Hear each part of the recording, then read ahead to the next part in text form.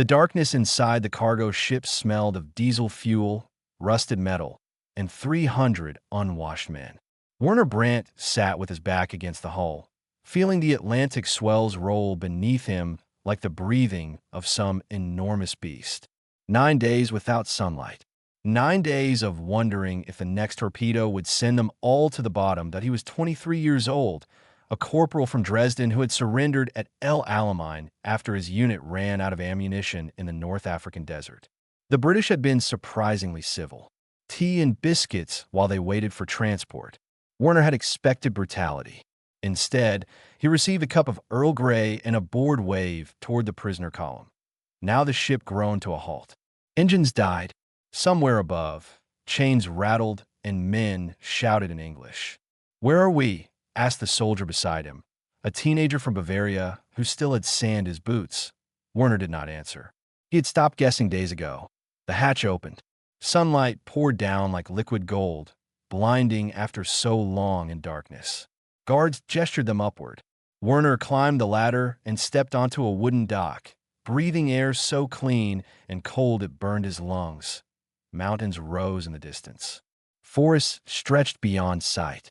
The sky was impossibly blue, unmarked by smoke or aircraft. Not England, not the Soviet Union, Canada.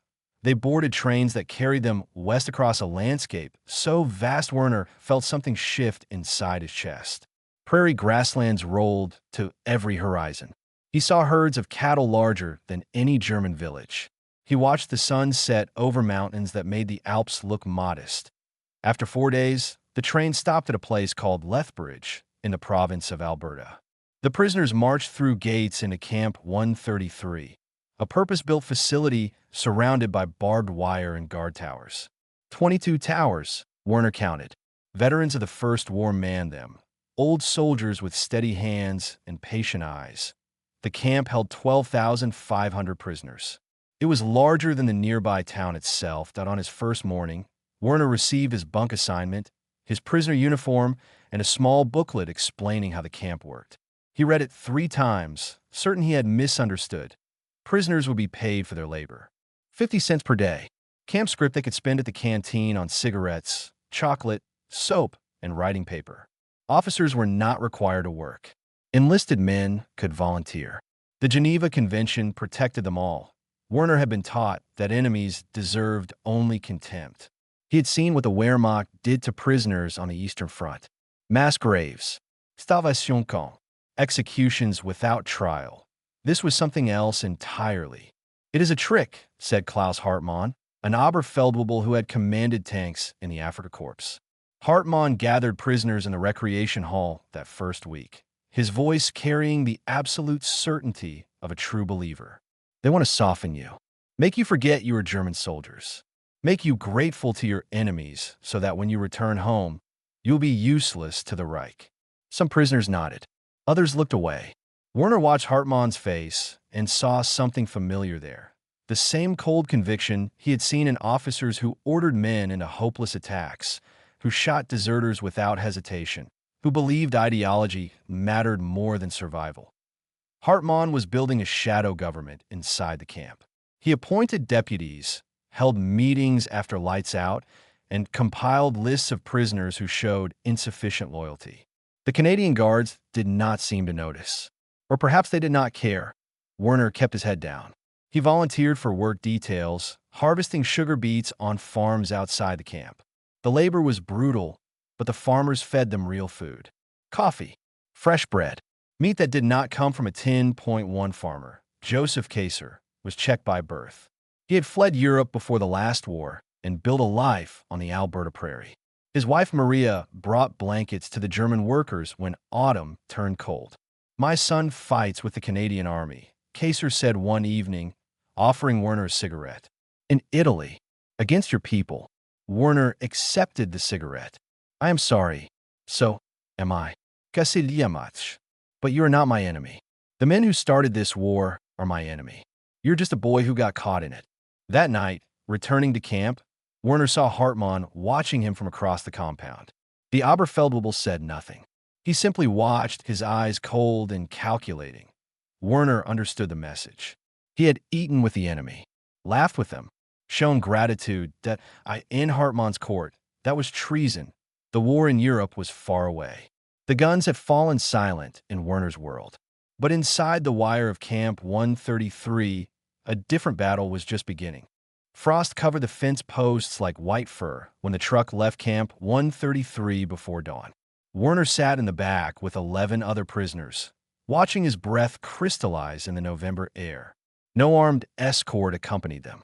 Only Sergeant Arthur Macwa, a Cree man who had fought at Vimy Ridge in the First War and now served in the Veterans Guard of Canada. Macwa left his rifle on the truck seat when they arrived at the Kaser farm. He did not even glance at it. Werner had never experienced trust like this. In the Wehrmacht, officers assumed every soldier would desert given the chance. Guards watched guards. Everyone reported on everyone. Here, the Canadians simply expected their prisoners to behave. And somehow, impossibly, most of them did. Why would I run? Otto Elmore asked one evening. He was Austrian, a commercial artist from Vienna before the war, and he spent his days painting murals on the mess hall walls. Scenes of German fairy tales, landscapes from memory, anything to fill the empty hours. Where would I go? The nearest town is 40 kilometers. The nearest border is 2,000. And out there, he gestured toward the window, toward the endless prairie. Grizzly bears, wolves, temperatures that would freeze a man solid in an hour. Some prisoners did try to escape. It was their duty, technically, under military code. But the attempts were half-hearted, almost comical. One group tunneled for weeks, only to emerge inside the camp's garbage dump. Another trio walked away from a logging detail, got lost in the forest, and walked directly into a grizzly bear. They returned to camp the same afternoon, begging to be let back through the gates. The Canadians found this amusing. They did not punish escapees harshly. A few weeks in the guardhouse. Extra duties. Nothing more. Werner worked the sugar beet harvest until his hands bled. The curved knives required constant pressure, hour after hour, row after row. But at the end of each day, Maria Kaser served dinner at her kitchen table. Real plates. Real silverware. Conversation that reminded Werner of home. You have a family? Maria asked him one evening. Parents. A sister. Werner stared at his plate. I do not know if they are alive. Dresden was bombed. The letters stopped coming. Maria reached across the table and squeezed his hand. Her son was somewhere in Italy, fighting Werner's countrymen. Her husband had fled war in his own homeland decades ago. Yet she offered comfort to an enemy soldier as if he were her own child. Back at camp, Hartmann's shadow government tightened its grip. 2 prisoners who had spoken favorably of Canadian treatment were found beaten behind the latrines. A third disappeared from his bunk and was discovered unconscious in a storage shed, his jaw broken. The Canadian authorities seemed unaware. Or perhaps they did not want to see. The camp ran smoothly. Prisoners worked. Order prevailed. Why investigate darkness that stayed hidden? Werner began keeping notes. Names of victims. Dates of attacks. Words overheard during Hartmann's nighttime tribunals. He hid the papers inside a jewelry box he was building for Maria Kaser, concealed in a false bottom beneath the velvet lining. Heinrich Vogel, a former schoolteacher from Hamburg who ran the camp library, noticed Werner's activities. You are playing a dangerous game, Vogel warned. He was older, gray-haired, with spectacles that had been repaired 3 times with medical tape. Hartmann has eyes everywhere. Someone has to document what is happening. And if they find your notes, you have heard what happened at Medicine Hat. Vogel lowered his voice. 2 men murdered by their own countrymen. Trials before Nazi judges who never wore robes. Executions carried out with bare hands. Werner knew the stories. Everyone did. But knowing and stopping were different things on the last day of the harvest. Maria Kaser pressed an envelope into Werner's palm as he boarded the truck back to camp. My husband wants you to have this. Inside was $20. Canadian currency. Real money, not camp scrip. For your future, Maria said. Wherever that may be. Werner could not speak. In Germany, kindness to enemies was weakness. Here, it was simply human. He tucked the envelope into his coat. When he looked up, Hartmann was watching from across the truck bed. The Oberfeldwebel's eyes tracked the envelope, the gesture, the tears Werner could not quite hide. Hartmann said nothing. He simply smiled. That it was the smile of a man who had found his next target. Snow transformed the Alberta prairie into a frozen ocean. The prisoners built hockey rinks on the open ground between barracks, flooding flat areas with water that froze solid overnight. They played tournaments that lasted for weeks, Germans against Germans, while the Canadian Guards watched from the towers and occasionally cheered. The camp orchestra rehearsed Christmas carols. 45 musicians with instruments provided by the YMCA's War Prisoners' Aid. They played German hymns and English standards alike, the music drifting across the compound like something from another world. Werner returned from the workshop on Christmas Eve to find his bunk ransacked. Mattress overturned. Footlocker emptied. His books scattered across the floor. The jewelry box was gone. Hartmann stood in the doorway of the barracks, holding the wooden box in his hands. He turned it slowly, examining Werner's craftsmanship with something like admiration. "Beautiful work," Hartmann said. "A gift for the Czech woman, yes? The one whose son kills our brothers in Italy. It is not what you think." "No." Hartmann pressed the hidden catch Werner had built into the design. The false bottom swung open. Paper spilled out. Names, dates, accusations. "It is exactly what I think." They took Werner to the recreation hall. 200 prisoners assembled in the darkness, summoned by Hartmann's deputies. Canadian Guards remained in their towers, unaware of the tribunal taking place below. "Werner Brandt," Hartmann announced, his voice echoing off the walls.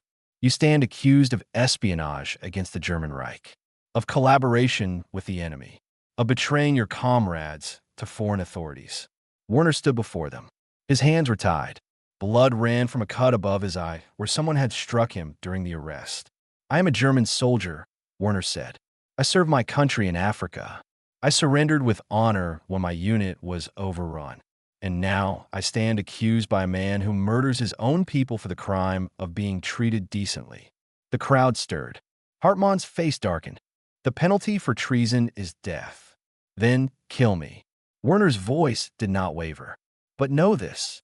The war is ending. We all hear the rumors. The Soviets are in Poland. The Americans and British are in France. Germany is burning. And you," he looked directly at Hartmann, "you are playing at war in a prison camp 10,000 kilometers from home, terrorizing men who only want to survive." Someone in the crowd laughed. Then another. The sound spread like ripples in water. Hartmann raised his hand for silence. "Enough. The sentence is nothing." The voice came from the back of the hall. Otto Elmore stepped forward, followed by Heinrich Vogel and a dozen other prisoners. Men Werner had befriended, men who had grown sick of living in fear. "You do not speak for us," Otto said. "You never did." What followed was not a tribunal.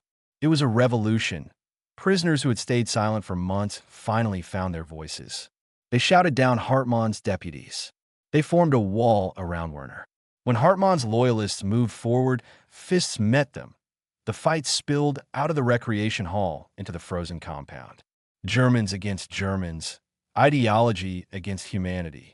Werner took a blow to the ribs, another to the jaw. He saw Otto go down under 3 attackers, then rise again with blood streaming from his nose. The Canadian Guards finally noticed. Sirens wailed. Floodlights blazed to life. Shots fired into the air. When the chaos settled, Hartmann and 6 of his deputies stood in handcuffs. RCMP officers had been summoned from Lethbridge. The investigation the Canadian authorities had avoided for so long could no longer be postponed. Werner lay in the camp hospital, his ribs wrapped, his face swollen. Sergeant Macwa sat beside his bed, holding a cup of water. "You knew," Werner said. "All along. You knew what was happening." "I suspected." Macwa's weathered face showed nothing. "But knowing and proving are different things. You gave us proof. What happens now? Trials. Real ones, in Canadian courts. Some of them will hang." Werner closed his eyes. He thought of Hartmann, of the murders at Medicine Hat, of all the prisoners who had lived in terror of their own countrymen. "Good," he said. But even as he spoke, he wondered, when the war ended, when they all returned to Germany, what would remain of the men they had been before. The telegram arrived on a gray morning in May 1945. Germany had surrendered. The war in Europe was over. Werner stood at the window of the camp hospital, watching prisoners emerge from their barracks into the cold spring air. Some wept. Some embraced each other. Most simply stood in silence, staring at the mountains as if seeing them for the first time. 6 years of war. 50 million dead. Cities reduced to rubble. Nations erased from maps. And now it was finished, decided by generals and politicians in rooms far from this frozen prairie. Werner thought of Dresden. Allied bombers had leveled his hometown in February, killing tens of thousands in a firestorm that burned for days. His parents had lived 3 blocks from the city center. His sister worked at a hospital near the train station. He had received no letters since the attack. The repatriation process began almost immediately. Prisoners were processed, documented, and loaded onto trains heading east. They would sail to Britain first, then be transferred to camps in the occupied zones of Germany. The British had requested that all prisoners be returned, even the 6,000 who had petitioned to remain in Canada. Joseph and Maria Kaiser came to the camp on Werner's last day. They brought food for the journey, photographs of the farm, letters of recommendation written in Maria's careful English. "Come back," Maria said, pressing the papers into his hands. "When they let you, come back to us." Their son had survived Italy. He was somewhere in Germany now, part of the occupation force. Werner might pass him on the road without knowing. Sergeant Macwa accompanied the prisoners to the train station. He walked beside Werner through the gates of Camp 133 for the final time, past the guard towers and the barbed wire and the hockey rinks where Germans had played like boys. "You will return," Macwa said. It was not a question. "How do you know?" Macwa reached into his coat and withdrew a small carved figure. A bear, rendered in dark wood, no larger than Werner's thumb. "Among my people, the bear represents strength and introspection, the power to look inward and find what matters." He pressed the carving into Werner's palm. "You have both. You will need them where you are going." Werner boarded the train. He watched the Alberta prairie roll past the windows, the endless grasslands giving way to forests and mountains. He thought of the men he had worked beside, the farmers who had fed him, the guards who had treated him with unexpected dignity. He thought of Hartmann, who would hang in Lethbridge that summer along with 4 other prisoners convicted of murder. He thought of the 50 cents he had earned each day, money that meant nothing in Germany but had meant everything here. It had been proof that he was a human being, proof that enemies could show mercy, proof that the world did not have to be what the Nazis had made it. The ship sailed from Halifax in June. Werner stood on deck and watched Canada disappear over the horizon. He did not know if he would ever see it again. Germany was worse than he had imagined. The cities were graveyards of broken stone. The people were hollow-eyed, starving, suspicious of everyone. His parents had died in the Dresden firestorm. His sister had survived by hiding in a basement for 3 days while the world burned above her. Werner worked for the British Occupation Authority as a translator. He helped rebuild what had been destroyed. He watched his country divide into East and West, watched the Cold War freeze borders that would remain sealed for decades. But he never forgot the prairie.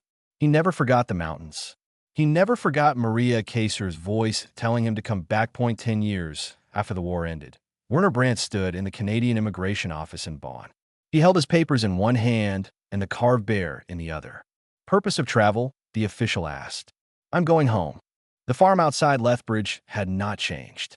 The sugar beet fields stretched to the horizon. The mountains rose in the distance, snow-capped even in summer. Joseph Kaiser had passed away 3 years earlier, but Maria still lived in the farmhouse, still made coffee for visitors, still set an extra place at the table. She was waiting on the porch when Werner's taxi pulled up the long gravel drive. "I knew you would come," she said. Werner embraced her. He wept into her shoulder like a child. He had crossed oceans and decades to return to this place where enemies had become family, where captors had become friends, where 50 cents a day and the dignity it represented had changed everything. He married Maria's granddaughter 2 years later. They raised 3 children on the Alberta prairie, in the shadow of the same mountains Werner had first seen from a prison train. And every evening, when the sun set over the fields, Werner took the carved bear from his pocket and remembered Sergeant Macwa's words: strength and introspection, the power to look inward and find what matters. The wages of mercy, paid forward across generations.